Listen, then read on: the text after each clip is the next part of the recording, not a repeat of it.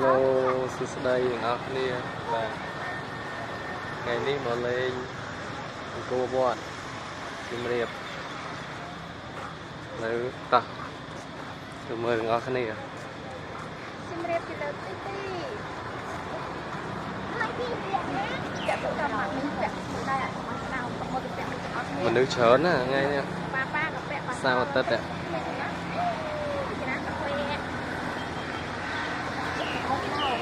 បងតែជាងខតហ៎បងប្លង់ស្អាតបងនេះបងជាងបងថតទេថតលៀមយកលៀម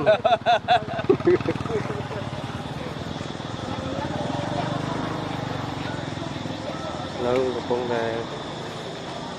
ទៅដំណើរទៅអង្គរបាទ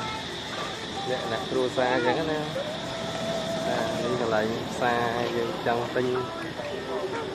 កៅអៅបាទទិញអីនេះ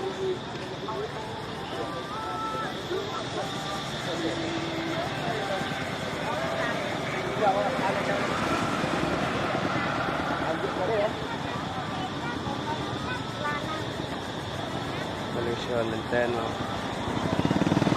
តែមកលើកនេះមានអារម្មណ៍ថាអត់ទៅមានភ្ញៀវបរទេសមកពីច្រើនខ្មែរបាទខ្មែរយើងច្រើនដល់លឿននេះក្តៅ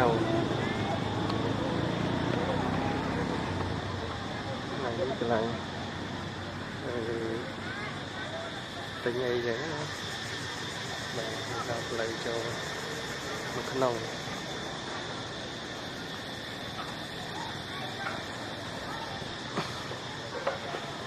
ទឹក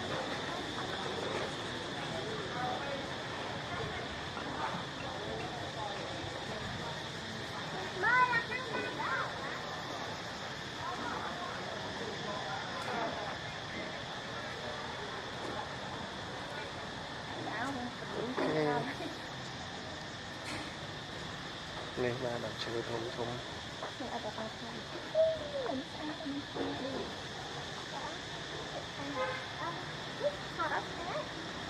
នហ្នឹងប៉ាខំមេតាទ